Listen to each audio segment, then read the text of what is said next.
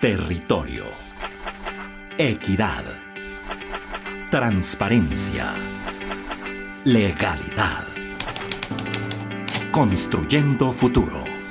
Hola, un saludo para todos ustedes, bienvenidos a una nueva emisión de Construyendo Futuro, un espacio para que ustedes sepan de la gestión que se hace mes a mes desde el Ministerio del Interior al servicio de los ciudadanos. El día de hoy hablaremos, por supuesto, del periodo del mes de abril. Para eso tengo el gusto de saludar a esta hora al ministro del Interior, el doctor Daniel Palacios, que nos acompaña como siempre en Construyendo Futuro. Ministro, bienvenido.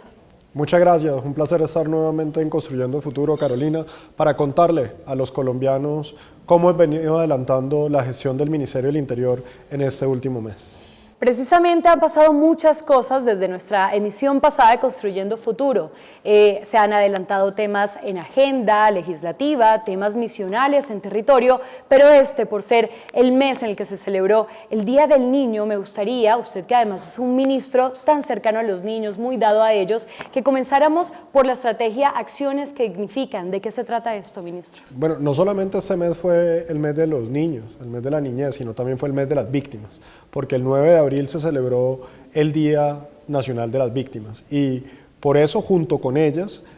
lo conmemoramos con el señor Presidente de la República y en donde hicimos el lanzamiento del programa Acciones que Dignifican. Este programa de Acciones que Dignifican marca la estrategia del Ministerio del Interior para atender a las víctimas, en especial fortaleciendo las organizaciones de víctimas, en donde muchos de sus beneficiarios serán jóvenes y niños, sobre todo con programas que promoviendo el fútbol, que promoviendo esa interacción, en donde por ejemplo en ese programa no habrían ni siquiera árbitros y donde ellos deben resolver sus diferencias y ponerse de acuerdo, son formas de promover una interacción sana, una interacción en convivencia, una interacción que genere reconciliación y por eso ese programa de Acciones que Dignifican está dirigido a eso, también llevando proyectos productivos y fortalecimiento de las organizaciones de víctimas, en donde como lo mencionaba ahorita hacen parte mucho los niños. Eso realmente también hace parte de la estrategia general del gobierno de salud, cultura, deporte, porque lo que todos sabemos es que un joven,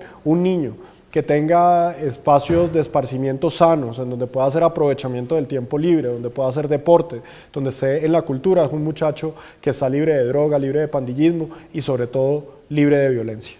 Usted además, como lo ha mencionado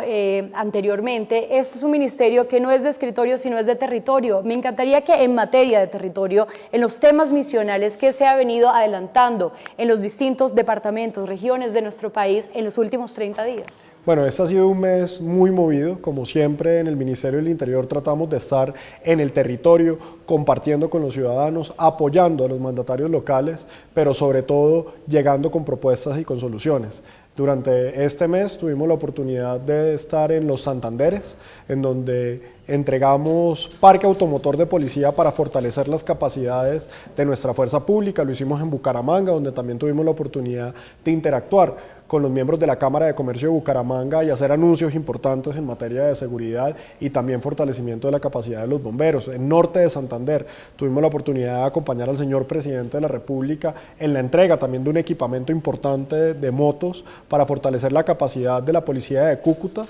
y también de la policía del departamento para poder contrarrestar a los violentos que pretenden sembrar el miedo en esa zona del país. Pero muy importante, en Norte de Santander hicimos la inauguración de nuestro tercer centro de solidaridad, que es donde atendemos a la población migrante. Son centros de paso donde se brinda toda la ayuda en materia nutricional, en materia de salud, prevención del COVID-19, asesoría jurídica, también apoyo a los niños y a la infancia. Y con esos centros de paso atendemos a nuestros hermanos venezolanos. Esto es una inversión importante que se suma a más de 7.000 millones de pesos, que ha sido la inversión que ya teníamos también en el centro en Yopal y el centro en La Guajira, especialmente en la zona de Maicao, en donde seguimos avanzando en nuestra estrategia de atención a la población migrante. Y también, Carolina, muy importante, pudimos estar hace pocos días en el departamento de Boyacá, en donde acompañamos al señor Presidente de la República en la firma de varios sacúdetes al parque, que fortalecerán sin duda alguna las condiciones de convivencia y seguridad ciudadana de la región, pero sobre todo también con la firma del convenio para la construcción de la estación de Carabineros de Maripí. esta estación de Carabineros es muy importante porque dará seguridad a todo el occidente de Boyacá, zona esmeraldera, zona de Otanche, en donde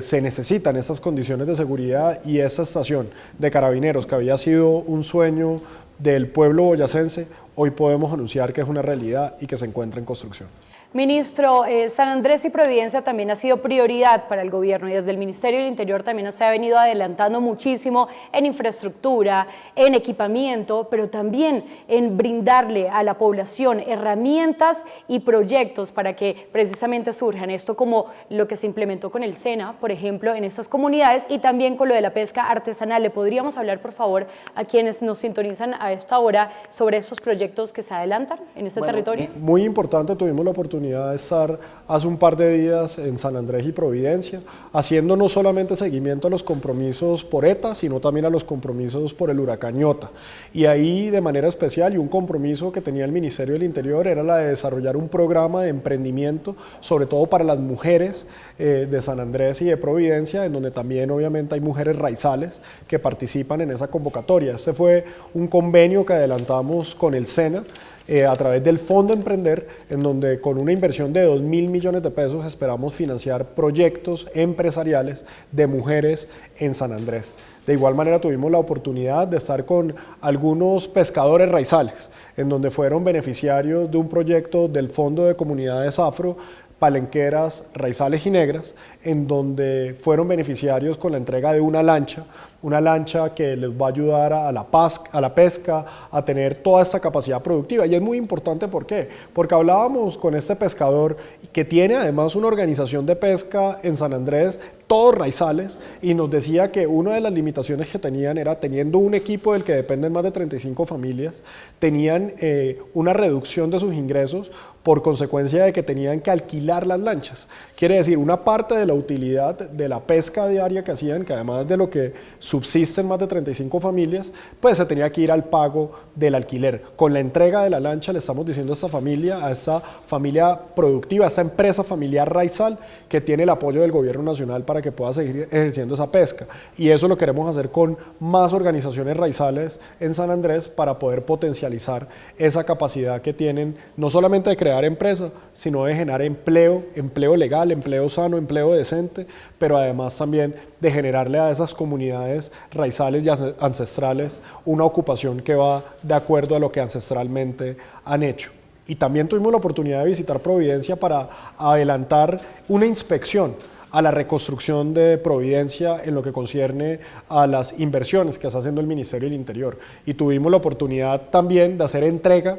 de un camión de bomberos, de un camión cisterna de bomberos, que fue un compromiso del señor presidente de la República, en lo que dijimos que lo entregaríamos cuando se cumplieran los 100 días de ese día fatídico cuando nos tocó el impacto de un huracán Iota categoría 5 nunca antes visto en el país. Pues bien, le cumplimos a San Andrés, en menos de 100 días le entregamos ese carro de bomberos y además inició la obra de reconstrucción de la estación de bomberos, así como la reconstrucción de la estación de policía, que además tendrá un ala nueva, totalmente nueva, que mejorará las capacidades de la policía de Providencia, y de igual forma los dos centros administrativos municipales en donde opera la alcaldía de Providencia, para también avanzar en esa reconstrucción. Todas las obras van en camino, van en tiempos, esperamos estar entregándolas de acuerdo a los cronogramas, pero además también tuvimos una oportunidad de hablar con la comunidad, de escuchar sus preocupaciones, los avances en toda la reconstrucción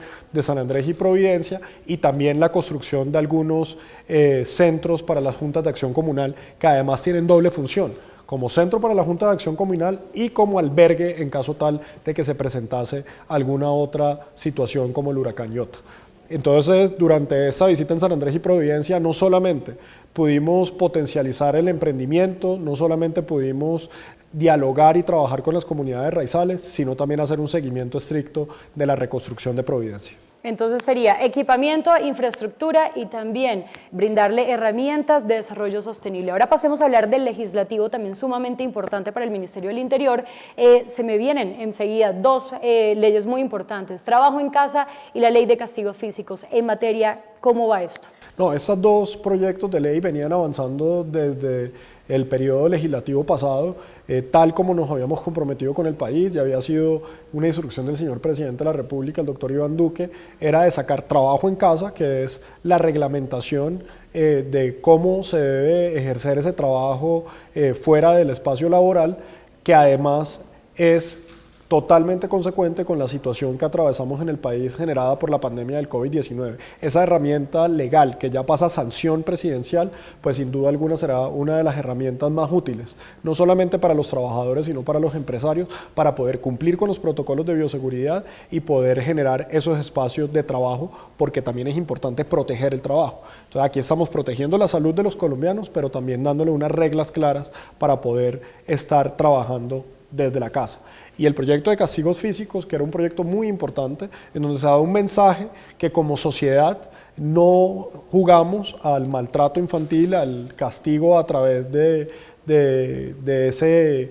ese contacto físico, sino que se promueven diferentes formas de resolución de conflictos y de educación. Creo que ese es un mensaje también importante para la sociedad colombiana y esos dos proyectos pasan a sanción presidencial. Continuamos trabajando con la agenda legislativa, más de 19 proyectos que tenemos en este momento haciendo curso en el Congreso de la República y además esperamos poder consolidar y terminar el debate del proyecto de ley de la reforma a la salud, el de administración de justicia que ya surtió su primer debate, porque son proyectos importantes para todos los colombianos. Ministro, como bien lo mencionó, estamos y seguimos afrontando un momento muy difícil por la pandemia, hay un nuevo pico y la verdad es que su rol ha sido fundamental en el enfrentar esta situación con el tema de las circulares, cómo se ha venido gestionando además la salud de los colombianos. Hablemos de esto, de ese rol, de cómo se ha enfrentado la pandemia desde el Ministerio del Interior. Bueno, nosotros desde el Ministerio del Interior, en coordinación con el Ministerio de Salud, hemos venido coordinando todo lo que son las medidas de orden público que están diseñadas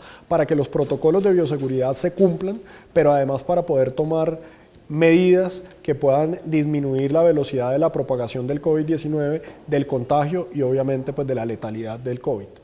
Hoy desde el Ministerio del Interior venimos trabajando con los mandatarios locales, con el Ministerio de Salud, que a través del Comité de Asesores Expertos es quien hace las recomendaciones en materia epidemiológica y con eso hemos venido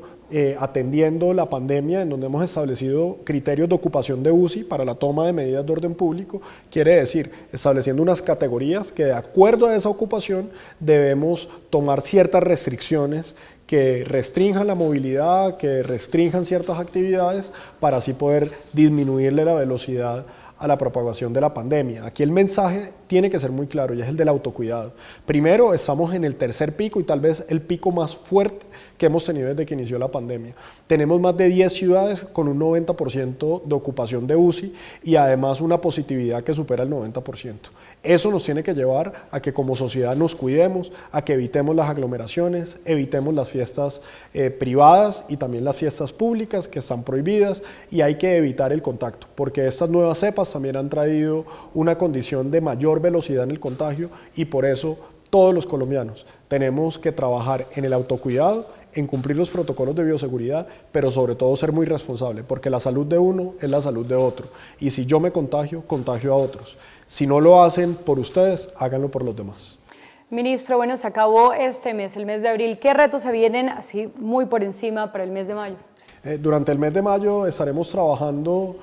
como siempre lo hacemos, no solamente en seguir en nuestras visitas en territorio, en donde estaremos dialogando con los ciudadanos, llevando inversión, atendiendo las situaciones de nuestras comunidades indígenas, étnicas, raizales, afros, negras, palenqueras, así como también trabajando con nuestras juntas de acción comunal y sin duda alguna con el Congreso de la República. Este será un mes de concertación, un mes de diálogo constructivo con los partidos para poder avanzar en la concertación de una reforma de transformación social sostenible en donde garanticemos la atención a la población colombiana más vulnerable y donde generemos la estabilidad de las finanzas públicas. Esto es muy importante porque la pandemia ha generado un impacto sin duda alguna en la población, en donde hemos tenido que hacer inversiones superiores a los 60 billones de pesos que no estaban programados para poder atender la pandemia y generar la reactivación. Eso sin duda alguna genera un hueco fiscal y ese hueco fiscal pone en riesgo los programas que hemos diseñado como ingreso solidario,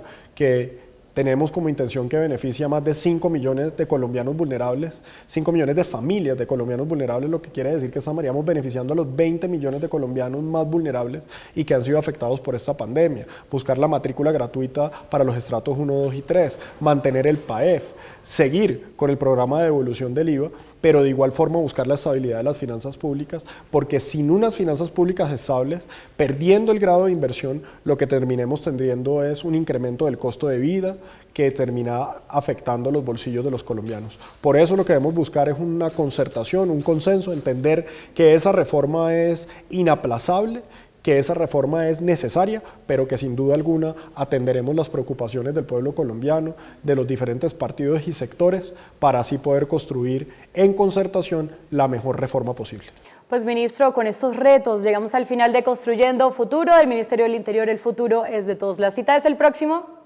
El próximo mes. El próximo mes, así es, el 30 de mayo nos vemos nuevamente. Muchas gracias, ministro. No, muchísimas gracias a ti. Construyendo Futuro. Ministerio del Interior.